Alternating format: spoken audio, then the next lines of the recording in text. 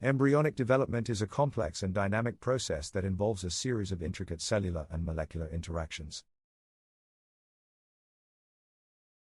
From the moment of fertilization, a single-celled zygote transforms into a multicellular organism with specialized cell types and structures.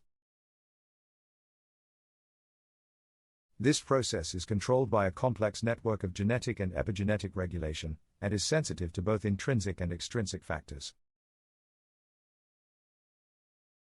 One key aspect of embryonic development is the process of cell differentiation. This process allows a single totipotent cell, the zygote, to give rise to the many diverse cell types that make up an organism. Cell differentiation is achieved through a combination of genetic and epigenetic mechanisms, including transcription factor activation and DNA methylation. Transcription factors are proteins that bind to specific regions of DNA and control the expression of genes. They play a crucial role in determining the fate of cells by activating or repressing the expression of specific genes. DNA methylation, on the other hand, is a process by which methyl groups are added to the DNA molecule. This can modify the activity of genes by blocking the binding of transcription factors to specific regions of DNA. Another important aspect of embryonic development is the formation of the body plan. The overall organization of the embryo into distinct regions and structures such as the head, tail, and various organs. This process is controlled by a complex interplay of signaling pathways. Signaling pathways are a series of molecular interactions that transmit signals from outside the cell to the inside. Two important signaling pathways that play a role in the formation of the body plan are the WNT and BMP signaling pathways.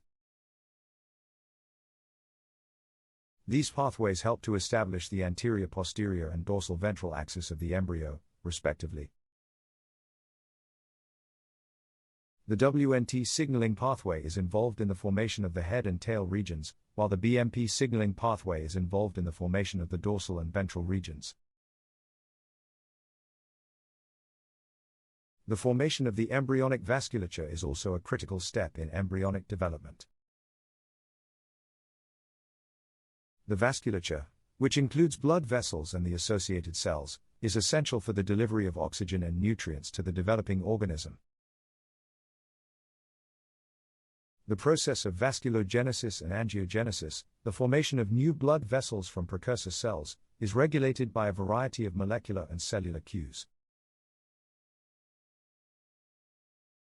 These include growth factors and extracellular matrix molecules. Growth factors are molecules that stimulate cell growth, differentiation, and survival. While extracellular matrix molecules are a group of molecules that provide structural support and signaling cues for cells. Finally, the development of the nervous system is another important aspect of embryonic development. The formation of the neural tube, the precursor of the brain and spinal cord, is tightly regulated by a combination of genetic and epigenetic mechanisms. This includes the activation of transcription factors such as PAX6 and NKX2.2. These transcription factors play a crucial role in the specification of the neural cell types and the organization of the neural structures. In conclusion, embryonic development is a complex and dynamic process that is controlled by a variety of genetic and epigenetic mechanisms. Understanding the underlying causes of developmental disorders and the mechanism of embryonic development may lead to new strategies for treating and preventing these conditions. This field of research is constantly evolving and new discoveries are being made that help us to better understand the complexities of embryonic development.